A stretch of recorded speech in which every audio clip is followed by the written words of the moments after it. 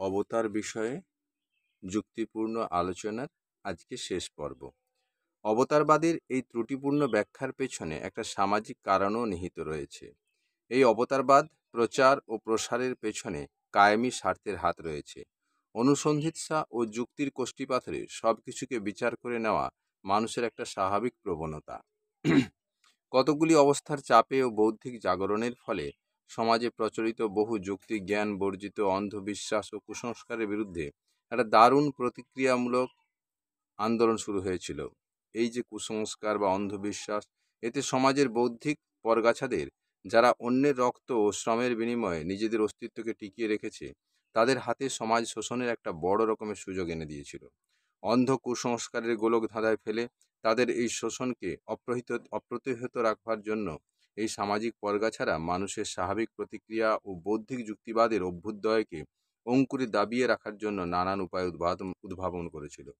তারা প্রকৃত জনগণের কাছ থেকে তাদের মন বুঝে বা সেন্টিমেন্ট বুঝে এই অবতারবাদকে প্রচার করেছিল।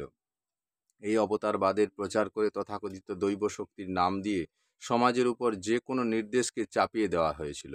ঈশ্বরের নামে চলেছিল ব্যাপক দুর্নীতি। যারা এই সমস্ত অযৌক্তিক আদেশ নির্দেশ বা মতবাদের বিরুদ্ধে মাথা তুলে দাঁড়িয়েছিল, তাদের প্রতিক্রিয়াশীল নাস্তিক ইত্যাদি অপবাদ দিয়ে তাদের হাতের মুষ্টি চেপে ধরা হয়েছিল, তাদের কণ্ঠ রুদ্ধ করা হয়েছিল। যে কোনো একটা অপবাদ দিয়ে ওকে হাতে পায়ে বেঁধে শুলে চড়াও, give the dog a bad man and hang it, এই ছিল তাদের মতলব। এমনকি অনেক বড় বড় দার্শনিকদের মূল্যবান রচনা সম্ভারকে বিকৃত করে অপব্যাখ্যা করে জেনে বুঝে ভুলভাবে তাদের বিভ্রান্ত করতে লাগলো। বহু ক্ষেত্রেই মহান দার্শনিকদের এই সমস্ত অমূল্য রচনাবলী প্রাচীনকাল থেকেই জনগণ ধর্মগ্রন্থ হিসাবে কত সমাদর করে এসেছেন। কায়েমি স্বার্থের ধ্বজাধারীরা ক্ষুদ্র স্বার্থের প্রেষণায় এই অপকীর্তি করে গেছে। শ্রী শ্রী আনন্দ মূর্তিজি।